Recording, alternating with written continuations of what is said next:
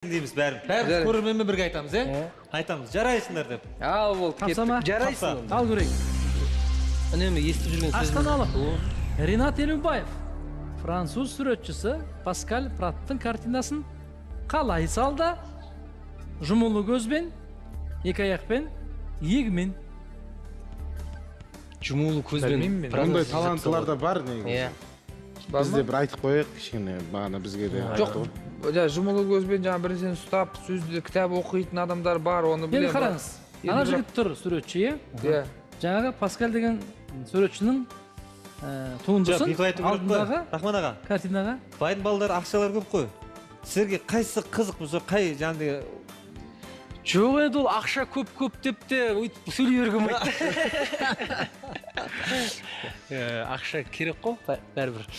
Қарсыластарыңыз айтып отыр, қайсы қызық дейді? Қызық бұл жерде енді екі аяқпен деген келіп тұр негізінде. Егі деген емес. Егі деген не?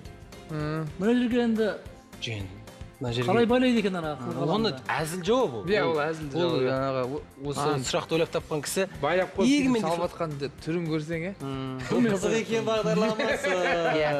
Бұл қызық екен бағдарламасы.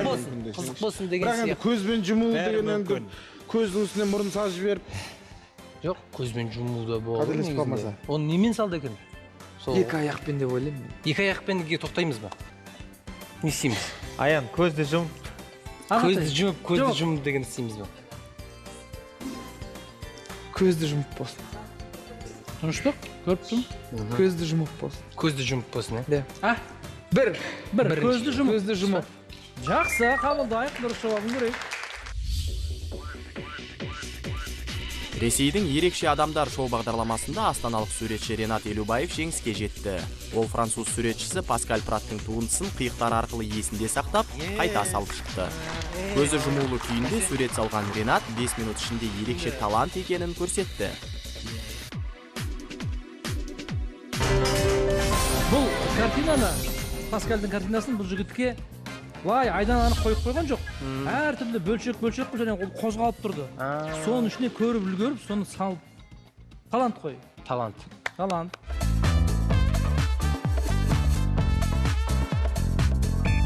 Бүгін